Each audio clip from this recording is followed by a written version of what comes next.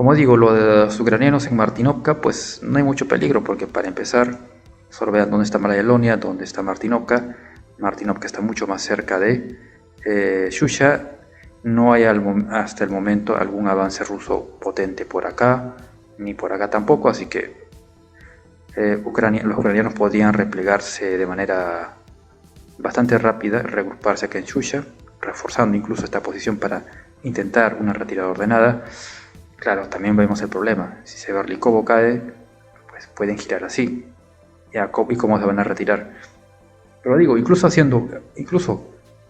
Ucrania avanzando por acá, de emergencia, que incluso Rusia avanzando por acá, la raya roja, las flechas rojas, de emergencia desde Martinovka podían comenzar una retirada y a reforzar esta posición. Pero de acá arriba pues ya no. Desde Malaya Londia ya no. En vez de Rusia tiene que hacer esto.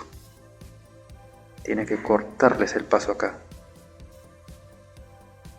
Cuando diferente hubiera sido si hubieran abandonado Malaya Londia y hubieran pensado en atrincherarse acá, acortando la distancia logística, y todas estas tropas hubieran servido para avanzar acá, hacer el ataque acá y no tener que usar muchas de sus reservas, con lo cual hubieran tenido recursos para defender mejor Severlikovo. Pero que para eso tendrían que nuevamente renunciar a mantener el terreno. Tendrían que cambiar terreno por tiempo o terreno por recursos, básicamente, ¿no? En cuanto más terreno ocupas, pues más recursos te consume. Pero ese es el problema. Ucrania no está pensando en términos de recursos. ¿Por qué? Porque están actuando pues en términos de guerra de maniobras. Piensan siempre en maniobrar. Y ese es el problema. Estamos en una guerra de desgaste, no en una guerra de maniobras. Antes de maniobrar tienes que ver si tienes los recursos para ello. Y nuevamente, lo que vayas a conseguir maniobrando, tienes que pensar si tienes los recursos para sustentar lo que has ganado. Pues Ucrania está en desventaja de recursos, no solo de material bélico, sino de mano de obra, las dos principales ventajas a nivel estratégico de Rusia. Entonces, ¿qué puede hacer Ucrania frente a eso? Por ejemplo, una opción. Acabo de mencionar en lo táctico que harían acá en Kursk, lo mismo podrían ampliarlo y hacerlo en lo estratégico, que sería cambiar espacio por tiempo, o sea, ir retrocediendo. Por ejemplo, acá están en Kupiansk, ¿no es cierto? Abandonar, por ejemplo, esta orilla de Kupiansk, abandonar todo esto y atrincherarse tras del río en esta zona, o incluso ir retrasando posiciones por acá. Este sector ya debería estar abandonado, porque vean cómo Rusia los tiene acá. A ver, vean acá, todo esto cómo está. ¿Cómo está? Esto es una suerte de caldero, ¿no es cierto? ¿Qué hace Ucrania metida acá? No tiene sentido realmente. ¿Qué debería hacer Ucrania? Pues lo más sencillo, lo más sensato. A ver un momento. Vamos a... Ahora sí. Lo más sensato es comenzar a retirarse a este lado, al otro lado de Rygovskil. Se retiran al otro lado de Rygovskil, es cierto, ceden todo esto, pero tienen una ventaja. A ver, un ratito. Ya, cederían todo esto, pero tendrían una ventaja, que Rygovskil es una excelente zanja antitanques. Ya ven cómo Rusia tiene problemas para cruzar en este sector de Rygovskil, pero bueno, ya la ha cruzado acá en la parte norte. E incluso usando las tropas que están acá, o sea, sacando tropas de este sector, pudieron haber llevado esas tropas para reforzar la parte norte, la zona de Zapadny y acá, para que Rusia no cruce esta área. Pero Ucrania pues insiste en mantener posiciones en esta área. Acá se desperdician medios y Rusia presiona, al tener Rusia más medios, presiona acá y logra penetrar. Simplemente cambiar espacio por recursos para fortificar esta línea, la línea de Rygovskil en este sector. E incluso aún así, simplemente retirándote de este lugar, acá esta zona de Rygovskil puedes defenderla con mucho menos personal y estas fuerzas ponerlas detrás como una reserva, porque obviamente Rusia va a intentar de este sector avanzar, ¿no es cierto?, buscando estas carreteras. Toda la tropa ucraniana que está, por ejemplo, acá, en este sector, puede salir y ser usada como reserva para cuidar esta carretera. Pensar un poco más en contener al rival y no tanto en sostener terreno, cambiar terreno por recursos, replegarse. El repliegue no es malo cuando pues estás en desventaja. De hecho, estás cambiando, como digo, terreno por ahorrar recursos para obviamente enfrentar al rival. En este caso, Ucrania está en una posición defensiva, por lo que puede hacer es ir retrocediendo. Además, Ucrania tiene bastante terreno para poder retroceder. La última línea obviamente es acá de Río Níper, pero como digo, acá en el sector de Kharkov pues podría hacer eso, podría comenzar a renunciar a estos sectores y todo eso. Incluso por acá hay algunas líneas de bosque, por ejemplo, incluso. Bueno, no unas líneas de bosque, sino algunos estanques, algunas zonas boscosas. También pueden servir estas posiciones. Renunciar, por ejemplo, a Kupiansk e ir realizando acciones de retaguardia.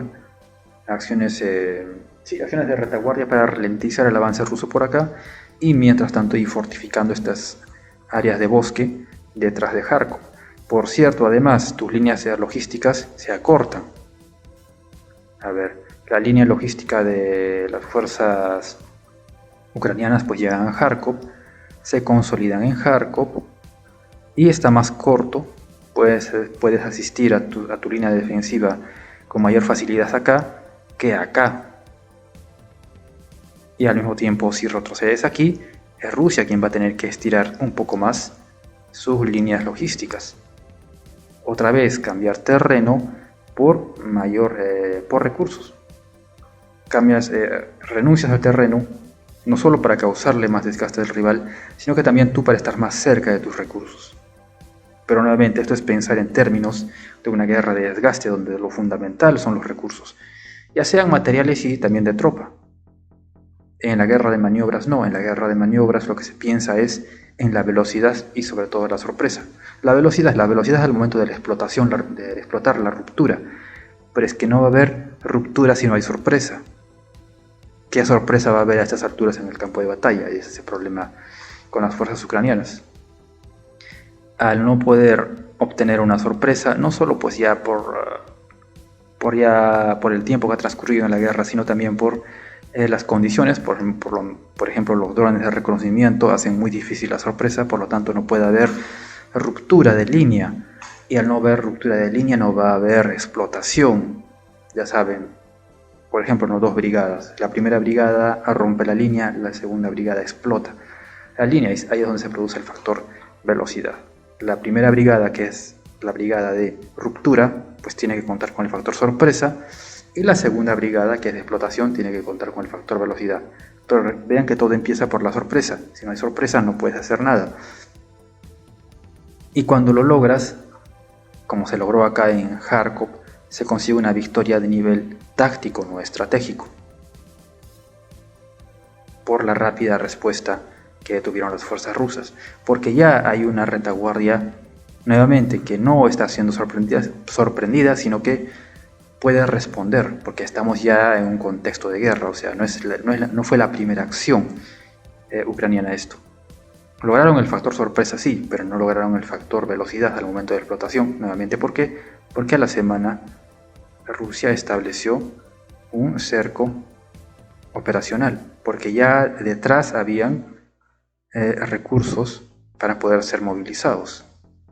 Diferente es el caso si una de las primeras acciones de la guerra hubiera sido pues el ataque ucraniano, ¿no es cierto? Ahí sí habían logrado la sorpresa y hubieran podido avanzar hasta que las fuerzas rusas pues organicen medios, pero en este caso no.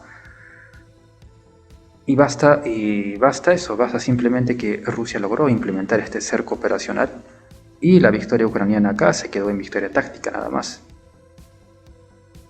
Y eso pasó en Kursk. Acá, y eso que como digo, Ucrania inauguró pues, ¿no? un segundo frente aquí o un tercer frente en realidad, aquí en Kursk. Pero eso no lo vas a poder lograr acá. en la zona del Donbass.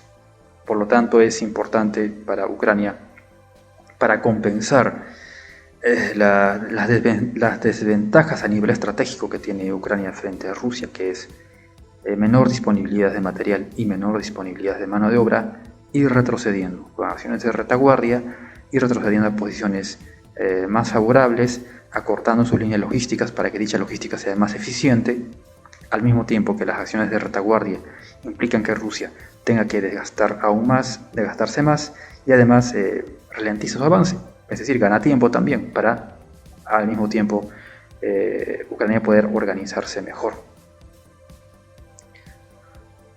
Desde un primer momento acá esto está, como digo, de más, deberían retroceder acá, pero ¿por qué no lo hace?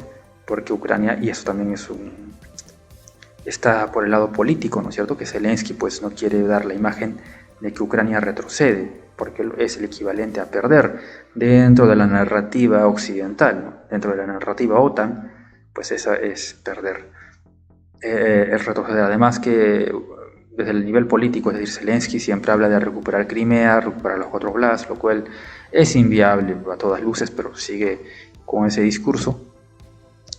Y es por ello que nunca quisieron pues realmente retroceder.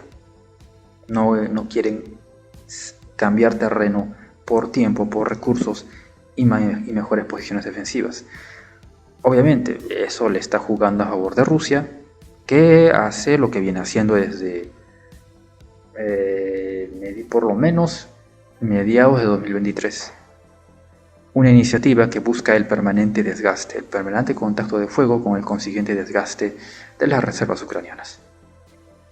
Así que así están las cosas, poco a poco se van dando resultados favorables para Rusia, desfavorables para Ucrania, y como les digo, estos resultados en el plano táctico son simple consecuencia de las condiciones que los contendientes tienen en el plano estratégico.